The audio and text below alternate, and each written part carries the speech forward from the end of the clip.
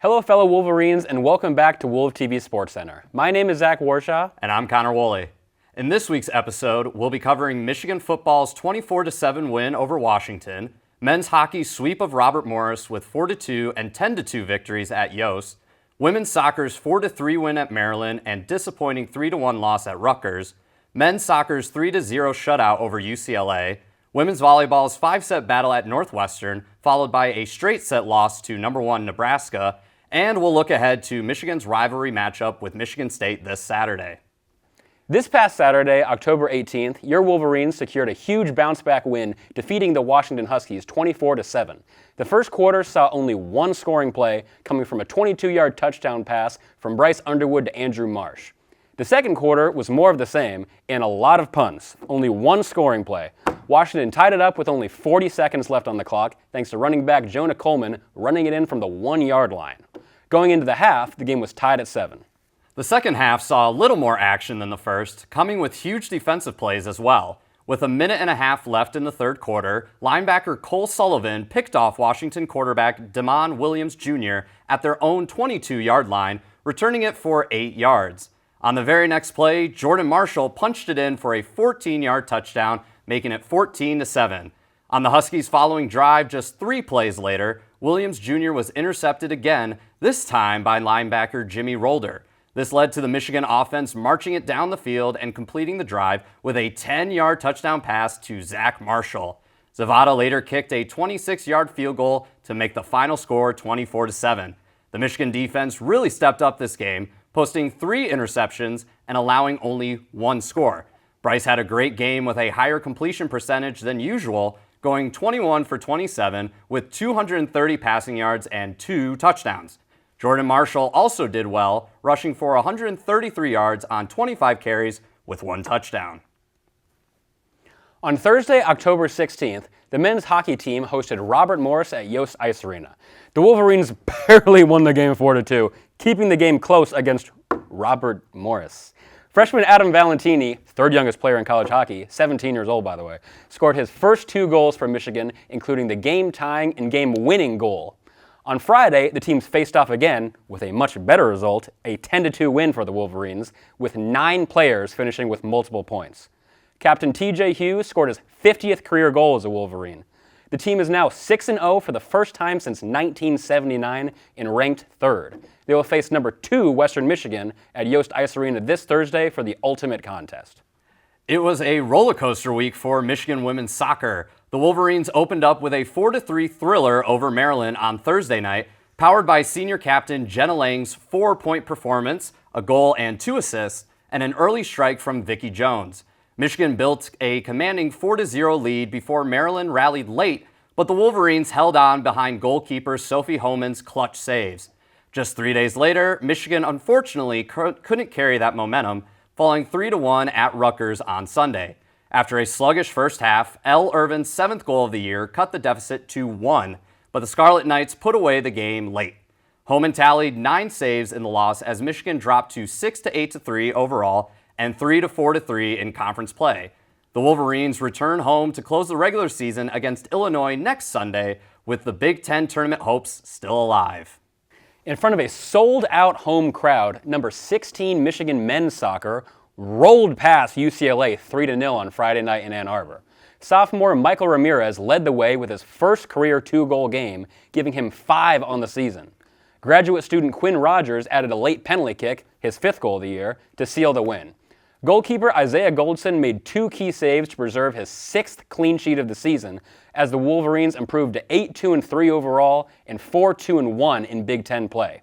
Michigan will look to stay hot when it hosts Northwestern next Friday night.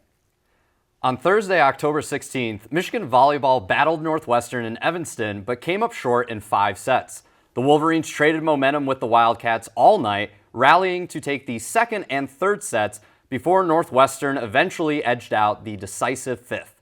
Senior Serena Niambio anchored the front line with a standout performance, while Allison Jacobs and Ella Demetrician paced the attack and steadied the defense. Despite leading late in the final set, Michigan couldn't close it out and unfortunately dropped its 5th conference match of the season. Just 3 days later, on Sunday, October 19th, Michigan hosted top-ranked Nebraska in front of a record crowd of more than 12,000 fans at Chrysler Center, the largest to ever watch a volleyball match in the state of Michigan. The Wolverines opened strong in each set, but couldn't keep pace with the undefeated Huskers, who claimed the sweep.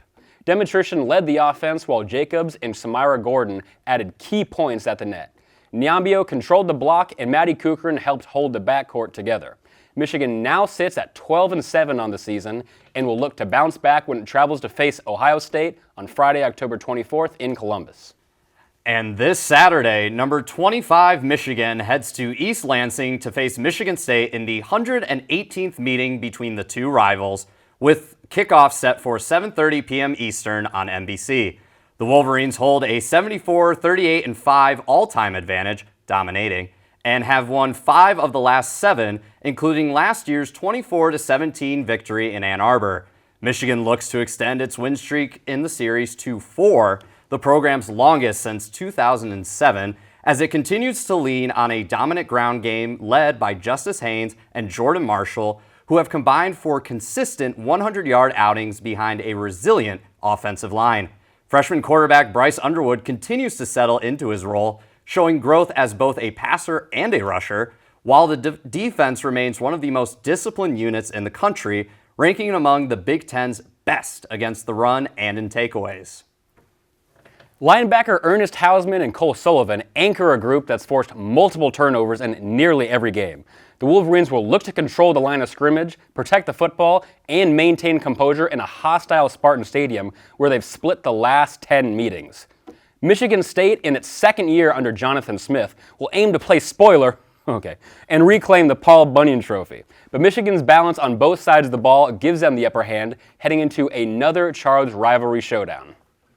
So, Zach, are you or are you not happy that Michigan State is a night game once again this year? I'm very ecstatic. I think that big noon kickoff is the worst thing that's ever happened to the sport, just because there is no way you can match the energy of a night game. For whatever reason, when the sun goes down, everything feels so much more fun, more energized. Even the game next time Michigan's home against Purdue being a night game. That'll be fun. Purdue, it'll be so fun. Purdue is not exactly a powerhouse right now, but it will be ecstatic in there just because it's a night game, where if it was at noon, it doesn't matter. Most people aren't going to show up. Exactly. So for Michigan State to be a night game is so great. I know they will never allow Michigan-Ohio State to be a night game, but there's too much tradition. That'd be the greatest thing to ever happen in the world. Albeit, they did say that about Michigan State for the longest time, Michigan State. They always said, it can't be a night game. The fan bases are going to get too rowdy. It's going to become a problem. They finally, I think 2-3 years ago, made it a night game. They saw it works. And now I think it honestly could be a tradition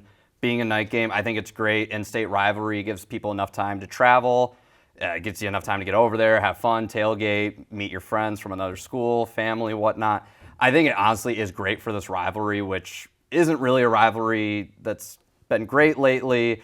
I was there for that shutout, 49-0. It was fun for 2 quarters, but then it got kind of boring. So this year, I'm hoping it's a closer game this year. Do you see it being a closer game, or because closer than 49-0? Yes. Closer than 49-0. Yes. This team did lose to UCLA, so I don't know how good. I don't think we'll be in trouble, but just I want this rivalry to be competitive. Basically, Michigan State, just go out there and have fun on Saturday, boys. Try something new. Just have fun. Yeah. I mean, what do you have to lose at this point? Yeah, I don't know. More of Mel Tucker's salary. I'm not really sure, to be honest with you. But no, I'm definitely looking forward to it. It's obviously one of the most fun games of the year, regardless of when it starts. Yeah. So that'll be all for this week's episode of Wolf TV Sports Center. I'm Zach Warshaw. And I'm Connor Woolley. Who's got it better than us? Nobody.